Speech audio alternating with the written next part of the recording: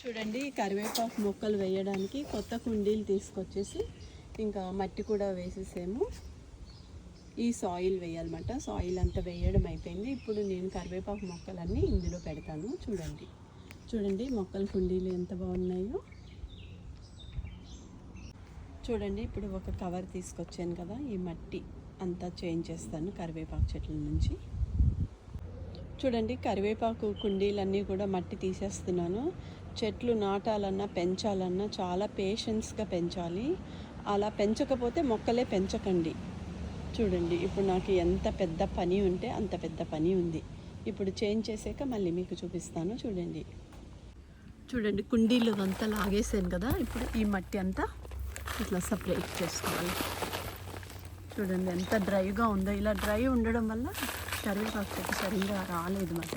ఇప్పుడు చూడండి చాలా బాగా చేసుకుంటాను నేను. చూడంండి, మొత్తానికి నా కరివేపాకు చెట్టు అంతా కూడా రూట్స్ మట్టి కూడా అంతా సపరేట్ చేసి శుభ్రంగా వాష్ చేసేమాట, వాటర్ వేసి. ఎంత పెద్ద పని అంటే అంత పెద్ద పని. చూడండి, శుభ్రంగా అట్లా వాటర్ వేసి ఆ రూట్స్ అన్నిటిని కూడా శుభ్రంగా కడిగి కొత్త మట్టిలో, చూడండి అక్కడ కుండీలు పెట్టాను కదా, ఆ మట్టిలో పెడతాం. ఇలా కడగాలన్నమాట శుభ్రంగా. కొత్త మట్టి వేస్తాను. తర్వాత చూడండి, కరివేపాకు కుండీలో మొక్కని బయటకి లాగితే ఎంత డ్రైగా ఉందో చూడండి. మనం ఎన్ని నీళ్ళు వేసినా ఈ కిందకి వెళ్ళట్లేదు, అందుకే మొక్క సరిగ్గా పెరగట్లేదు అన్నమాట.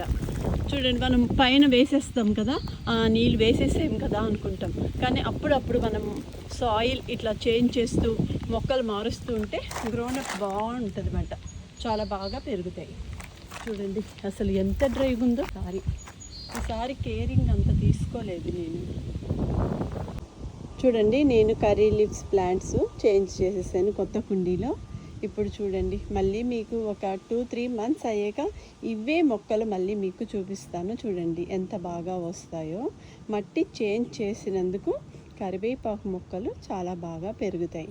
అట్లాగే దానికి పులిసిన మజ్జిగ, కడిగిన పప్పు నీళ్ళు, ఏదైనా chicken, fish water, non veg తినని వాళ్ళు అది వేయకండి. తినే వాళ్ళు ఈ క్లీనింగ్ వాటర్ వేస్తే మొక్కలు చాలా గ్రోనప్ ఉంటుంది అన్నమాట. చూడండి, ఇవాళకి ఇంత పని అయ్యింది. మొత్తానికి కరివేపాకు మొక్కలు చేంజ్ చేసి వేరే కుండీలో పెట్టేసాను.